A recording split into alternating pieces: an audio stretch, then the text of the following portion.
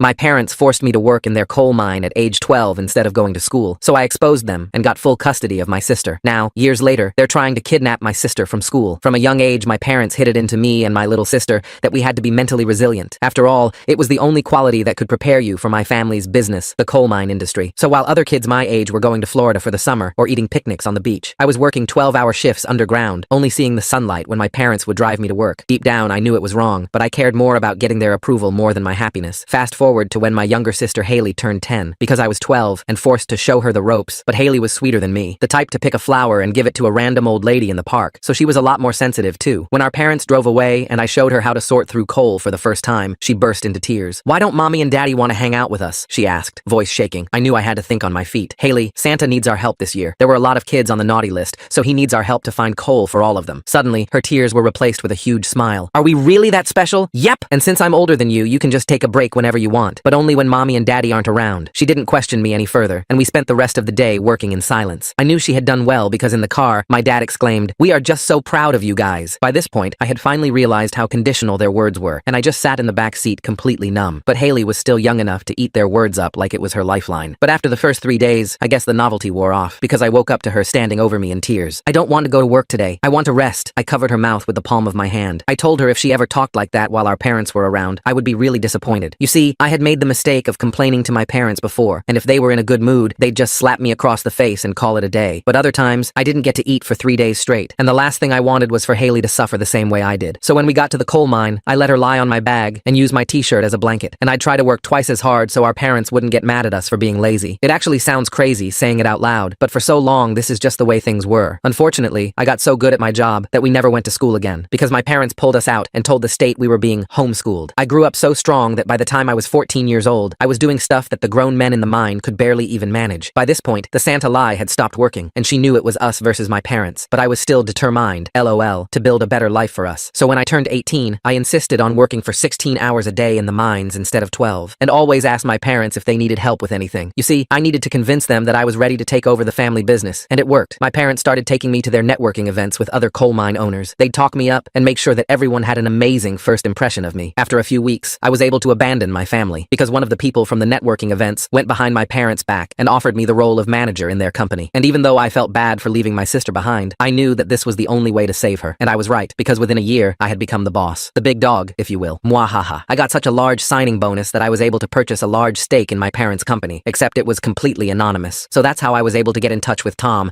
the guy who was in charge of the security cameras. You see, my parents had security cameras to prevent their company from being flagged, except my parents banned him from ever actually checking the footage. So getting him to send over the footage was easy. I just had to lie about who I was. I wanted so badly to post it online, or even send it to local news outlets, but I knew that would upset my sister. So I just sent it to CPS, and the next day, Haley was standing at my doorstep with a social worker. She was extremely skinny, her hair looked like it hadn't been washed in weeks, but she was alive. I gave her a huge hug before inviting her inside to take a nap. I had already decided to file for custody and be her legal guardian. The next day, I saw that me and Haley were famous, but for all the wrong reasons, because my parents had posted videos of themselves on social media saying I had kidnapped and corrupted their daughter, and in the caption was my address. Luckily, it didn't get more than 3K views, but it was still enough for a mob to gather outside my home. Suddenly, I heard my mom screaming to open the door. I froze at the sound of her voice, my hand instinctively moving to shield Haley, who was still sleeping on the couch. The mob outside was getting louder, their shouts mixing with my mother's demands. I grabbed my phone and started recording everything, knowing I'd need evidence of what was happening. My mother's fists pounded against the door so hard I thought she might break it down. Through the window, I could see about 20 people holding signs that said things like, "Return the stolen child" and "Family kidnapper." Some were even live streaming, their phones pointed at my house. I gently woke Haley and led her to the back bedroom, telling her to lock the door and not come out no matter what. She nodded, her eyes wide with fear, clutching the stuffed animal I'd bought her the day before. Racing back to the living room, I called 911 while checking all the locks. The dispatcher said officers were already on their way due to multiple calls about the disturbance. Through the peephole, I watched my father join my mother, both of them playing up their performance for the cameras. The police arrived within minutes, their sirens scattering some of the crowd. Officer Nicholas approached my parents first, and I watched through the window as they immediately started their sob story, pointing at my house and gesturing wildly. My mother even managed to produce tears on command. I opened the door when the officers knocked, keeping the chain on at first until they showed their badges. Two officers, Nicholas and his partner Cole, stood there looking tired but professional. I invited them in, showing them the custody paperwork I'd already filed and the CPS report from yesterday. Cole examined the documents while Nicholas asked me questions about the situation. I pulled up the security footage on my laptop, showing them clips of Haley working in the mines. Nicholas's face went pale as he watched a 10-year-old hauling coal buckets twice her size. My parents must have realized something was wrong, because they started started banging on the door again, screaming that the police needed to arrest me immediately. Nicholas stepped outside to deal with them while Cole stayed with me, calling for backup and CPS to return. Through the window, I watched my parents' faces change from confident to confused as Nicholas spoke to them. My mother tried to grab his arm, but he stepped back, his hand moving to his radio. More police cars arrived, and slowly, officers began dispersing the crowd. The CPS worker from yesterday, Kathy, arrived with her supervisor. They interviewed Haley separately while I waited in the kitchen, my hands shaking as I made coffee. I could hear my sister's small voice from the other room, though I couldn't make out the words. My phone buzzed constantly with notifications. The video my parents posted was gaining traction, but now people in the comments were asking questions. Someone had found public records showing I'd been pulled from school at 14. Another person noted how thin Haley looked in the doorbell camera footage my parents had included. Kathy emerged from the bedroom looking grim. She sat across from me at the kitchen table, explaining that Haley had confirmed everything and more. Apparently, after I'd left, things had gotten worse. My parents had increased her hours and stopped feeding her regular meals as punishment for my betrayal. The police wanted to press charges, but they needed more evidence. I gave them Tom's contact information and forwarded all the security footage I had. Nicholas said they'd be investigating my parents' company for child labor violations and abuse. As evening approached, most of the crowd had dispersed, though a few stubborn supporters remained across the street. My parents had been told to leave the property or face arrest for trespassing. I watched them drive away, my mother shooting one last venomous look at the house. Haley finally emerged from the bedroom, looking exhausted. I made her favorite meal, mac and cheese with extra cheese, and we ate in silence. She kept glancing at the windows nervously, flinching whenever a car drove by. That night, I set up a makeshift bed on the floor of her room. She'd asked me to stay close, and I wasn't about to leave her alone after everything that had happened. As she drifted off to sleep, she whispered that she was glad I'd come back for her. I lay awake planning our next moves. The custody hearing was in 3 days, and I needed to make sure everything was perfect. I'd already contacted a lawyer who specialized in family law, and she'd agreed to take our case pro bono after hearing the circumstances. The next morning brought new challenges. My parents had hired their own lawyer and were demanding visitation rights. They'd also started a GoFundMe claiming they were victims of a conspiracy to destroy their family business. It had raised several $1,000s before I could report it with evidence of fraud. I took Haley shopping for new clothes, since everything she owned was either too small or worn out. She was hesitant to pick anything, constantly asking if it was too expensive. I had to reassure her repeatedly that she deserved nice things. At the store, we ran into one of my parents' church friends. She cornered us in the cereal aisle, lecturing me about honoring thy father and mother. Haley hid behind me as I politely but firmly told her to leave us alone. When she persisted, I loudly asked if she thought child labor was something God approved of. She scurried away, muttering about disrespect. The lawyer, Catherine, met us that afternoon to prep for the hearing. She went through potential questions with both of us, making sure we were ready for whatever my parents might throw at us. Haley practiced her testimony, her voice growing stronger with each repetition. That evening, my phone rang with an unknown number. Against my better judgment, I answered. It was my father, his voice dripping with false concern. He offered to forgive me if I returned Haley and publicly apologized for the misunderstanding. When I refused, he switched tactics, threatening to ruin my reputation in the industry. I recorded the entire call, adding it to my growing pile of evidence. The threats escalated over the next 2 days, with my parents trying everything from bribes to intimidation. They sent flying monkeys, family friends who just wanted to talk, but I recognized the manipulation tactics and refused to engage. The morning of the custody hearing arrived gray and drizzly. Haley wore the new dress we'd bought, looking younger than her 11 years. I'd barely slept, running through every possible scenario in my head. Catherine met us at the courthouse, her presence reassuring. The courtroom was smaller than I'd expected. My parents sat on the other side with their lawyer, both dressed impeccably and wearing matching concerned parent expressions. My mother had even worn her reading glasses, though I knew she didn't need them. The judge, an older woman with kind eyes, reviewed the case files while we waited. I could see her eyebrows rise as she read through the evidence. When she looked up, her gaze lingered on Haley, taking in her still thin frame and nervous demeanor. My parents' lawyer went first, painting a picture of loving parents whose mentally unstable older child had poisoned their youngest against them. He claimed I'd fabricated the evidence and coached Haley to lie. My mother dabbed at her eyes with a tissue, the picture of maternal grief. Then Catherine stood up. She methodically presented our evidence, starting with the security footage. The courtroom fell silent as they watched young Haley struggling with equipment designed for adults. She showed the CPS reports, the medical records documenting Haley's malnutrition, and played the recorded phone calls. When it was Haley's turn to speak, I held my breath. She walked to the witness stand on shaky legs, but spoke clearly about her experiences. She described the long hours, the punishments for not meeting quotas, the nights she went to bed hungry. My parents' masks slipped as she spoke, my father's jaw clenching with barely contained anger. The judge asked my parents directly about the child labor. They tried to spin it as teaching work ethic and family bonding time. But when pressed about the safety violations and missed schooling, their stories began to contradict each other. The final blow came when Catherine presented evidence that my parents had been falsifying records to the state about homeschooling. They'd been claiming to provide education while forcing us to work full-time. The judge's expression hardened as she reviewed the documents. During recess, my parents' lawyer approached Catherine about a deal. They'd drop their custody claim if I agreed not to pursue criminal charges. I refused immediately. These weren't just my parents anymore. They were child abusers who needed to face consequences. When court resumed, the judge's decision was swift and decisive. She granted me full custody of Haley with a no-contact order against my parents. She also referred the case to the district attorney for criminal prosecution, noting the egregious nature of the abuse. My parents erupted. My mother screamed that I was destroying the family, while my father shouted about ungrateful children. The bailiff had to escort them out as they continued their tirade. I kept my arms around Haley, who was crying with what I realized was relief. As we left the courthouse, Catherine warned us this wasn't over. My parents would likely face criminal charges, and we'd have to testify again. But for now, Haley was safe and officially in my care. That was all that mattered. The next few weeks were an adjustment. Haley started therapy to process everything she'd been through. I enrolled her in school, where she struggled at first, being so far behind academically. But she was determined to catch up, staying after school for tutoring and doing extra homework without complaint. The criminal investigation into my parents' company expanded. More former child workers came forward with their stories. The mine was shut down pending investigation, and my parents' assets were frozen. They tried reaching out through various channels, but I blocked every attempt. Slowly, Haley began to heal. She gained weight, her hair grew shiny and healthy, and most importantly, she started to smile again. She made friends at school and joined the art club, discovering a talent for painting she'd never had the chance to explore. One evening, as we sat doing homework together at the kitchen table, Haley looked up at me. "Do you think they ever actually loved us?" she asked quietly. I thought carefully before answering, telling her that maybe in their own twisted way they did, but that their version of love was harmful and wrong. Real love, I explained, meant wanting someone to be happy and healthy, not using them for your own benefit. She nodded, seeming to understand. Then she smiled and said she was glad she had me. I hugged her tight, promising I'd always be there for her, and I meant it. We'd both survived our parents' abuse, and now we were building something better. A real family, based on love and support instead of fear and control. The road ahead wouldn't be easy. There would be more court dates, more therapy sessions, more nights when nightmares woke us both, but we'd face them together, because that's what real family does. They show up for each other, protect each other, and help each other heal. And despite everything our parents had put us through, or maybe because of it, that's exactly the kind of family Haley and I were determined to be. The very next morning, my phone rang at 5 a.m. It was my boss at the coal company, his voice strained and uncomfortable. He explained that several major clients had received anonymous emails claiming I'd embezzled funds and falsified safety reports. Even though he didn't believe the accusations, the board was demanding an immediate investigation. I had to take unpaid leave effective immediately. My hands trembled as I hung up. My parents had found a way to strike back, targeting the one thing that allowed me to provide for Haley. I checked my bank account and calculated we had enough savings for maybe 3 months if we were careful. The timing couldn't have been worse, with Haley needing new school supplies, therapy sessions, and proper nutrition after years of neglect. I didn't tell Haley about losing my job. Instead, I dropped her off at school with a smile, then spent the day frantically applying for positions at other companies. But word traveled fast in the coal industry. Every hiring manager I spoke with mentioned hearing concerning rumors about my work ethic and integrity. My parents had poisoned the well. That afternoon, I picked up Haley from school to find her teacher waiting with a troubled expression. Someone had called the school claiming to be a concerned relative, suggesting I was an unfit guardian who couldn't provide proper care. The teacher assured me she didn't believe it, but the school was obligated to document all such reports. My stomach churned, knowing this was just the beginning. Over the next few days, the harassment intensified. Our neighbors started receiving letters warning them about the dangerous kidnapper living next door. Some avoided eye contact when we passed, while others whispered behind their hands. Mrs. Peterson, who used to wave every morning, now pulled her curtains shut whenever we walked by. Haley noticed the change. She asked why people were acting strange, and I struggled to explain without frightening her. I told her some people believed lies about our situation, but we knew the truth, and that's what mattered. She nodded bravely, but I caught her peeking through the blinds anxiously whenever a car slowed near our house. The grocery store incident happened on a Tuesday. We were shopping for dinner when I noticed a woman following us through the aisles, filming with her phone. When I confronted her, she loudly announced I was the person who'd stolen a child from loving parents. Other shoppers turned to stare. Haley pressed against my side, trembling, as I abandoned our half-full cart and hurried her to the car. That night, Haley had her worst nightmare yet. She woke screaming about being dragged back to the mines, begging me not to let them take her. I held her until she calmed down, but neither of us slept after that. We sat in her room playing quiet card games until dawn, both pretending we weren't afraid. My lawyer Catherine called with bad news. My parents had hired a prestigious law firm and were filing a civil suit claiming defamation and emotional distress. They wanted monetary damages that would bankrupt me. Catherine assured me their case was weak, but defending against it would be expensive and time-consuming. Money I didn't have and time I needed to find work. The job search grew more desperate. I expanded beyond the coal industry, applying for anything that might pay enough to support us. But my parents' reach extended further than I'd imagined. Even companies outside mining had somehow heard about the custody dispute and questions about my character. I started applying under variations of my name, desperate for any opportunity. One evening, while Haley did homework, our doorbell rang. Through the peephole, I saw a well-dressed woman with a briefcase. She introduced herself as a private investigator hired by my parents to document my lifestyle for their civil case. She stood on my porch taking photos and notes. Perfectly legal harassment I couldn't stop. The investigator returned daily, always at different times. She photographed us leaving for school, returning from grocery shopping, even through our windows when the curtains were open. Haley grew paranoid, constantly checking if we were being watched. She stopped playing in the backyard and insisted on keeping her bedroom curtains closed even during daytime. My savings dwindled faster than expected. Therapy sessions for Haley were non-negotiable, but everything else became a careful calculation. I bought generic everything, skipped meals when Haley wasn't looking, and turned the heat down at night. I couldn't let her see how bad things were getting, not when she was finally starting to heal. The breakthrough came from an unexpected source. Tom, the security manager from my parents' company, called me one night. He'd been fired after cooperating with the police investigation, and he had information I needed to hear. We met at a diner outside town, where he revealed my parents were paying people to sabotage my life. He'd overheard them discussing it before his termination. Tom provided names and dates, even some recorded conversations he'd managed to capture. It wasn't enough for criminal charges, but it proved a pattern of harassment. He also warned me they were planning something bigger, though he didn't know what. I thanked him and promised to help him find new work once I was back on my feet. Armed with Tom's information, Catherine filed a restraining order against my parents. The judge granted a temporary order pending a full hearing. For a few days, the harassment stopped. No investigators, no phone calls to neighbors, no mysterious emails to potential employers. Haley smiled more, even laughing at a joke her friend told at school. The peace was short-lived. My parents found a loophole, using third parties to continue their campaign. A concerned citizens group suddenly formed in our neighborhood, distributing flyers about protecting children from questionable guardians. They couldn't mention me by name due to the restraining order, but everyone knew who they meant. Haley's school called about an incident. Some parents had started a petition to have her removed from class, claiming my presence at school events made them uncomfortable. The principal didn't support it, but the controversy was disruptive. Haley came home in tears, saying kids were whispering about her being the stolen girl. I found her that night cutting her own hair with scissors, trying to change how she looked so people wouldn't recognize her from the photos being circulated online. I gently took the scissors away and held her while she sobbed. We spent the evening out her choppy haircut, turning it into a game where she got to pick any style she wanted. The financial pressure reached a breaking point. I'd applied to over 100 jobs with no success. Our savings were nearly gone. I swallowed my pride and applied for government assistance, but the process would take weeks we didn't have. I started selling anything valuable we owned, from jewelry to electronics, just to keep food on the table. Haley noticed when her art supplies ran low, and I couldn't replace them immediately. She stopped asking for things, even necessities, trying to help in her own way. It broke my heart watching her count coins from her piggy bank, offering to contribute. I refused her money but hugged her extra tight that night. A former colleague reached out with a potential job lead. A mining company 3 states away hadn't heard the rumors and needed an experienced manager. The catch was starting immediately and relocating within the month. It would mean uprooting Haley just as she was settling in, but we were running out of options. I discussed it with Haley's therapist, who worried about the impact of sudden change, but she also recognized the toxic environment we were trapped in. She helped me frame it as an adventure for Haley, a fresh start where nobody knew our story. Haley took it better than expected, saying anywhere was fine as long as we were together. While preparing for the job interview, disaster struck again. Our landlord received an anonymous letter claiming I was months behind on rent and running an illegal business from the property. Though I proved both claims false, he gave us 30 days notice, not wanting the drama. My parents had found another way to destabilize our lives. The interview went well despite everything. The company seemed impressed by my experience and didn't mention any rumors. I felt hopeful for the first time in weeks. But during my drive home, I got a call that changed everything. Haley's school reported she'd never arrived that morning. I dropped her off myself, watched her walk through the front doors. Panic consumed me as I raced back. The school security footage showed Haley leaving through a side door shortly after I'd driven away. Her backpack was found abandoned by the playground. My worst fears seemed realized until my phone buzzed with a text from an unknown number, a photo of Haley sitting in what looked like a restaurant booth. The message said she was safe, but I needed to come alone to discuss her future. The address was a public place, a busy cafe downtown. I called Catherine and the police while driving there, my hands shaking so badly I could barely hold the phone. They advised me to go in wired for sound, promising backup would be nearby. I found Haley in a back booth with a woman I didn't recognize. My sister looked scared but unharmed, clutching a hot chocolate she hadn't touched. The woman introduced herself as a family reunification specialist hired by my parents. She spoke calmly about how much my parents missed their daughters and wanted to repair our relationship. Playing along, I sat down and listened to her rehearsed speech about forgiveness and second chances. She claimed my parents realized their mistakes and wanted to make amends. All they asked was for me to drop the criminal charges and agree to supervised visits with Haley. The woman slid a document across the table, a settlement agreement that would end all legal proceedings. I pretended to consider it while texting the police our exact location under the table. The woman grew impatient, mentioning how easy it had been to convince Haley to leave school with her. The implicit threat was clear. They could get to her any time. Haley's eyes filled with tears as she whispered an apology for leaving with a stranger. The police arrived before I had to respond. The woman tried to leave but was detained for questioning. She insisted she'd done nothing illegal, just facilitated a meeting between family members. Technically true, but the investigation revealed she'd misrepresented herself to Haley as a social worker, which was a crime. That night, Haley couldn't stop apologizing. She explained the woman had shown up with official-looking badges and documents, claiming I'd sent her. The woman knew details about our case that seemed legitimate. I reassured Haley it wasn't her fault, while internally raging at my parents for traumatizing her again. The incident strengthened our restraining order case. The judge extended the protection and included anyone acting on my parents' behalf, but I knew paper wouldn't stop them. They'd proven how far they'd go, using Haley's innocence against her. I made the difficult decision to accept the out-of-state job immediately. We left town quietly, telling nobody except Catherine and Haley's therapist. I rented a small apartment near the new job, enrolling Haley in school under our middle names to make us harder to track. For a few weeks, we had peace. Haley made new friends who knew nothing about our past. I excelled at work, grateful for the fresh start. Then the letters started arriving at my new workplace, anonymous complaints about my criminal history and kidnapping charges. My new boss called me in, confused but concerned. I explained the situation, showing him the court documents proving I had legal custody. He believed me, but warned that continued drama could affect my employment. My parents had found us again. The investigator reappeared, now photographing our new apartment and following Haley's school bus. The familiar pattern of harassment resumed in our new town. town. Neighbors received warning letters. Haley's new friend's parents got anonymous calls. The safe haven we'd tried to create crumbled around us. I considered running again, but realized we'd never truly escape. My parents had resources and determination fueled by their twisted sense of ownership. Every new town would eventually become contaminated by their poison. Haley deserved better than a life spent running and hiding. It was time to fight back properly. Catherine helped me file charges for harassment and stalking across state lines, which made it a federal matter. The FBI got involved due to the interstate nature of the crimes. Agents interviewed us about the pattern of harassment, taking it more seriously than local police had. They found evidence of my parents hiring multiple private investigators and paying people to file false complaints. The investigation revealed something unexpected. My parents' coal company was under federal scrutiny for more than just child labor. They'd been falsifying safety reports for years, bribing inspectors, and covering up accidents. The FBI had been building a case when our situation brought additional attention. Our custody battle had inadvertently exposed larger crimes. My parents' assets were frozen during the investigation. Suddenly, they couldn't afford their expensive lawyers or private investigators. The harassment stopped abruptly as they focused on their own legal troubles. For the first time in months, Haley and I could breathe. We weren't completely safe, but the immediate threat had lessened. Haley thrived in the calm. Her grades improved, she rejoined art club, and her nightmares became less frequent. She still checked locks obsessively and startled at unexpected doorbells, but her therapist said that would fade with time. I focused on work, rebuilding our financial stability, and creating the normal life Haley deserved. The federal case against my parents progressed slowly but steadily. They faced charges for tax evasion, safety violations, bribery, and racketeering. The child labor charges were just the beginning. Former employees came forward with stories of threats and intimidation. My parents' carefully constructed empire was crumbling, and they had nobody to blame but themselves. One morning, Catherine called with news. My parents wanted to make a deal. In exchange for me dropping the harassment charges, they'd sign away all parental rights to Haley and agree to permanent no-contact orders. They needed to focus on fighting the federal charges and couldn't afford distractions. It was the closest thing to victory we could hope for. I discussed it with Haley, who was old enough to have input. She thought carefully before saying she never wanted to see them again anyway. If signing papers meant they'd leave us alone forever, she supported it. Her maturity amazed me. This child who'd been forced to grow up too fast, but somehow retained her kindness. The signing took place at Catherine's office. My parents looked older, their expensive clothes replaced with modest attire. They signed without making eye contact, their lawyer rushing them through the process. As they prepared to leave, my mother paused at the door. For a moment, I thought she might apologize or show some recognition of what they'd done. Instead, she straightened her shoulders and walked out without a word. It was the last time we ever saw them. The federal case continued without our involvement, resulting in significant prison time for both parents. Their company was dissolved, assets liquidated to pay fines and restitution to former employees. The empire built on child labor finally collapsed. Haley and I settled into our new life properly. Without the constant threat hanging over us, we could make real plans. I enrolled in night classes to expand my skills beyond mining. Haley joined the school play and discovered she loved performing. We adopted a rescue dog who barked at strangers, but slept on Haley's bed every night. Healing wasn't linear. We both had bad days where the trauma resurfaced. Haley sometimes woke up convinced she heard digging sounds. I still checked locks multiple times and scrutinized every unknown car, but we faced these challenges together, no longer in survival mode, but actually living. The next morning, I woke to find Haley's bed empty. My heart stopped until I heard her voice from the kitchen, talking to someone. I rushed out to find her on the phone with my mother. She'd somehow gotten our new number and called while I was asleep. Haley handed me the phone with shaking hands. My mother's voice was different, desperate, and raw. She begged for just one meeting, claiming she had information about the federal case that could help us. I told her to contact Catherine if she had anything legitimate to say, and hung up, but the damage was done. Haley spent the rest of the day jumpy and distracted. That afternoon, a package arrived with no return address. Inside was a photo album I'd never seen before, filled with pictures of me and Haley as babies. Normal family photos, the kind other kids had. My mother had included a note saying these were all she had left and wanted us to have them. I recognized the manipulation tactic, but couldn't bring myself to throw them away. Catherine called with concerning news. My parents' lawyer had filed a motion claiming the no-contact agreement was signed under duress due to the federal charges. They were trying to get it thrown out. She assured me it was a long shot, but we'd need to appear in court again to defend it. The cycle was starting all over again. I found Haley in her room that night, staring at the baby photos. She traced her finger over a picture of our mother holding her as a newborn, looking genuinely happy. I sat beside her, unsure what to say. She asked if I remembered our mother ever being nice. I told her I had a few memories from when I was very young, before the mines became everything. The court date arrived faster than expected. My parents sat across from us, looking haggard from their ongoing federal case. Their new lawyer argued that the emotional state caused by criminal charges had impaired their judgment when signing away parental rights. The judge seemed skeptical, but allowed them to present their case. My father took the stand, spinning a tale of reformed parents who'd seen the error of their ways. He claimed the federal investigation had opened their eyes to how they'd failed us. He even produced certificates from parenting classes they'd supposedly attended. His performance was convincing enough that I saw doubt creep into the judge's expression. When Catherine cross-examined him, she asked specific questions about the child labor. My father smoothly deflected, claiming it was a misunderstanding of their cultural values around hard work. He painted himself as an immigrant father, trying to instill discipline, not a child abuser. I watched in horror as he reframed our trauma into a cultural miscommunication. Haley surprised everyone by asking to speak. The judge allowed it, though she wasn't required to testify. My sister stood up, her voice steady, as she described specific incidents our father was glossing over. She talked about the time she'd collapsed from exhaustion and been forced to keep working. She mentioned the infected cuts on her hands from the equipment that were never treated. My mother broke down crying as Haley spoke, but I noticed she kept glancing at their lawyer as if checking she was playing her part correctly. When Haley finished, my mother asked to address her directly. The judge allowed it against Catherine's objections. My mother apologized profusely, claiming she'd been controlled by my father and too scared to protect us. The judge took a recess to review everything. I held Haley in the hallway while she shook from the effort of confronting them. Catherine warned us that my parents' new approach was more sophisticated than before. They were playing the reformed sinner's angle perfectly, and judges sometimes fell for it. When court resumed, the judge upheld the no-contact order, but added a provision. In 1 year, my parents could petition for supervised communication if they completed extensive therapy and parenting courses. It wasn't the complete victory we'd wanted, but it bought us time. My parents' lawyer smiled slightly, and I realized this had been their goal all along. We left court to find reporters waiting. Someone had tipped off local media about the family torn apart by cultural differences. My parents emerged playing the victims perfectly, talking about redemption and second chances. I shielded Haley from the cameras and refused to comment, but the damage was done. The narrative was shifting in their favor. The media attention brought unexpected consequences. People who'd supported us before now questioned whether we'd overreacted. Comments online suggested I was keeping Haley from parents who'd made mistakes but were trying to change. Some even accused me of cultural insensitivity. The public tide was turning, just as my parents had planned. Haley faced bullying at school from kids who'd seen the news coverage. They called her ungrateful and asked why she was being mean to her parents. She came home with bruises one day, refusing to tell me what happened. The principal said without witnesses, there was nothing they could do. I knew my parents' campaign was working exactly as intended. Tom called with urgent news. He'd been approached by someone offering him money for inside information about me. They wanted dirt from when I'd worked at the mining company, anything that could be used against me. He'd pretended to agree to find out more. The person funding it was using shell companies, but Tom was certain it traced back to my parents. I realized they were building a case for the 1-year mark. Every piece of negative information, every doubt planted in the public mind would be ammunition when they petitioned to contact Haley again. They were playing a long game, and we were already losing. I had to find a way to protect my sister permanently. Catherine suggested a radical option. If I could prove my parents were violating the spirit of the no-contact order through third parties, we might get it made permanent with no review option. But we'd need concrete evidence of them orchestrating the harassment. It was risky, because if we failed, it might actually help their case. I hired my own investigator with money I couldn't afford to spend. He started tracking the shell companies Tom had identified, following paper trails and financial records. Meanwhile, I kept Haley's routine as normal as possible, driving her to school myself and picking her up immediately after. We stopped going anywhere unnecessary, living in a state of siege. The investigator found connections, but nothing definitive. Money moved through too many hands to prove my parents were the source. He needed more time and resources I didn't have. I took out a loan against my future earnings, gambling everything on finding proof before the year was up. Haley's therapist reported concerning changes. My sister had started expressing guilt about testifying against our parents. She wondered if maybe they really had changed and deserved another chance. The constant media narrative was wearing her down, making her question her own memories. I watched helplessly as my parents' manipulation worked even from a distance. A breakthrough came from an unexpected source. One of my parents' former employees reached out after seeing the news coverage. She'd overheard conversations about hiring people to influence public opinion. She had recordings on her phone, made secretly when she'd suspected she might be fired. The audio quality was poor, but you could hear my father discussing the campaign. We took everything to Catherine, who immediately filed for an emergency hearing. The judge agreed to review the evidence in chambers. My parents' lawyer fought hard to exclude the recordings, claiming they were illegally obtained. The legal arguments went back and forth for hours, while Haley and I waited outside. The judge finally ruled the recordings were admissible, as they showed ongoing violation of the no-contact order. She scheduled a full hearing for the following week to determine if the order should be made permanent without review. My parents' lawyer immediately filed for a postponement, but it was denied. They'd have to face the evidence. That night, Haley asked if we were bad people for not giving our parents another chance. The media campaign had done its job, making her doubt everything. I explained that loving someone didn't mean accepting abuse, and that protecting ourselves wasn't cruel. She nodded, but I could see the uncertainty in her eyes. The week passed in a blur of preparation. More former employees came forward with stories of my parents' manipulation. The investigator connected several shell companies directly to accounts my parents controlled. Catherine built a comprehensive case showing the orchestrated harassment campaign. Everything hinged on the judge believing it was intentional violation. The morning of the hearing, I found a note slipped under our door. It was from my mother, handwritten and desperate. She begged me to reconsider, claiming my father had forced her to go along with everything. She offered to testify against him if I'd let her have supervised visits with Haley. I recognized it as another manipulation, but felt a twist of doubt myself. In court, the evidence was overwhelming. The recordings, financial records, and witness testimonies painted a clear picture of deliberate harassment. My parents' lawyer tried to argue it was the work of overzealous supporters, not my parents directly. But the judge saw through it, her expression growing sterner with each piece of evidence. My father made one last play, standing up to address the court directly. He talked about redemption and forgiveness, quoting scripture and appealing to family values. He claimed any actions taken were out of desperate love for his children. His performance was passionate and might have worked if not for all the evidence against him. The judge's ruling was decisive. The no-contact order was made permanent, with no possibility of review. Any attempt to contact us directly or through third parties would result in immediate arrest. She also referred the harassment evidence to the prosecutor for potential additional charges. My parents had gambled everything and lost. As we left the courthouse, I saw my mother crying genuine tears for the first time. Not the manipulative displays she'd perfected, but real grief. For a moment, I saw the woman she might have been in a different life, but then my father grabbed her arm, his mask slipping to show the fury beneath, and I remembered why we needed protection. The media narrative shifted again after the ruling. The evidence of harassment was too damning to ignore. People who'd criticized me apologized, admitting they'd been fooled. The reporters who'd hounded us moved on to other stories. Slowly, our lives returned to something approaching normal. Haley's relief was palpable. The weight she'd carried, the guilt and uncertainty, began to lift. She stopped checking locks obsessively and started sleeping through the night. At school, the bullying stopped as kids moved on to other dramas. She even rejoined art club and made new friends who didn't know our history. 3 months later, Catherine called with final news. My parents had been convicted on multiple federal charges and would serve significant prison time. Their assets were liquidated to pay fines and restitution. The empire they'd built on the backs of children was gone forever. Justice had taken longer than expected, but it had finally arrived. I told Haley that evening, unsure how she'd react. She thought for a long moment before saying she felt sad for them, but not guilty anymore. They'd made their choices just like we'd made ours. Her wisdom continued to amaze me, this child who'd survived so much and come out kind. We marked the anniversary of her rescue with a quiet celebration, just the two of us and our dog. Haley painted a picture of our little family, including the dog wearing a silly hat. Looking at her artwork, I saw hope and healing in every brushstroke. We'd won not just the legal battles, but something more important. 6 months after the final ruling, I got promoted at work. My boss said my dedication and integrity had impressed everyone. The raise meant I could pay off the loans and start saving for Haley's college fund. We celebrated with ice cream and talked about her dreams of becoming an art teacher. Haley thrived in high school, joining drama club and discovering she loved set design. She combined her art skills with storytelling, creating magical worlds for school plays. I attended every performance, cheering embarrassingly loud from the audience. These normal moments felt like miracles after everything we'd survived. On her 16th birthday, Haley surprised me by saying she wanted to volunteer with at-risk youth. She remembered feeling alone and wanted to help other kids who might be trapped in bad situations. We found a program where she could mentor younger children through art therapy. Watching her turn pain into purpose filled me with pride. The nightmares faded, but never fully disappeared. Sometimes Haley still woke up thinking she heard digging sounds. I still double-checked locks and startled at unexpected mail. But these moments became rarer, overwhelmed by new memories of family dinners, movie nights, and lazy Sunday mornings with our dog sprawled between us. Graduation day arrived faster than seemed possible. Haley walked across the stage in her cap and gown, beaming as she accepted her diploma. She'd been accepted to art school with a partial scholarship. In the audience, I cried happy tears, remembering the malnourished 11-year-old who'd arrived at my door years ago. Before leaving for college, Haley hugged me tight and thanked me for saving her. I told her she'd saved herself by being brave enough to survive and kind enough to heal. We'd saved each other, really. Two kids who'd been taught that love meant control had learned to build something better. She thrived at art school, calling weekly to share her adventures. Her professors praised her unique perspective and emotional depth in her work. She made friends who became chosen family, people who loved her for who she was. Every success felt like a victory against the people who'd tried to break us. I started dating someone who understood our story without judgment. They were patient with my trust issues and protective instincts. Haley approved after a thorough interrogation over Thanksgiving dinner. Watching them laugh together at the table, I felt a completeness I'd never imagined possible. Years passed in a blur of ordinary miracles. Haley graduated, became an art therapist, and helped other trauma survivors find healing through creativity. She met someone wonderful who treated her with the respect she deserved. I walked her down the aisle at her wedding, both of us crying happy tears. The past never fully left us, but it no longer defined us. We'd built lives filled with love, purpose, and chosen family. Sometimes I'd catch Haley checking locks or see her flinch at certain sounds, but then she'd laugh at something silly or lose herself in painting, and I'd see how far we'd come. Our parents died in prison within months of each other. We learned through Catherine, who handled the legal notifications. Neither of us attended the funerals. Haley painted one abstract piece full of dark colors and sharp edges, then declared herself done with that chapter. We donated the painting to a charity auction and never spoke of it again. Life continued in beautiful, ordinary ways. Haley had children who knew only love and encouragement. I became the uncle who spoiled them rotten. We created new traditions, building the family we'd always deserved. Every holiday, every birthday, every random Tuesday dinner together was a gift. Looking at Haley now, successful and happy, no one would guess our beginning. She'd transformed trauma into compassion, helping countless others through her work. I'd learned that family wasn't about blood, but about showing up, protecting each other, and choosing love over control. We'd won by refusing to let our past define our future. The scars remained, but faded to silver over time. We'd learned that healing wasn't about forgetting, but about building something better from the broken pieces. Our story wasn't unique, but our survival was ours. Two kids from the mines who dug their way to sunlight and learned to thrive in its warmth.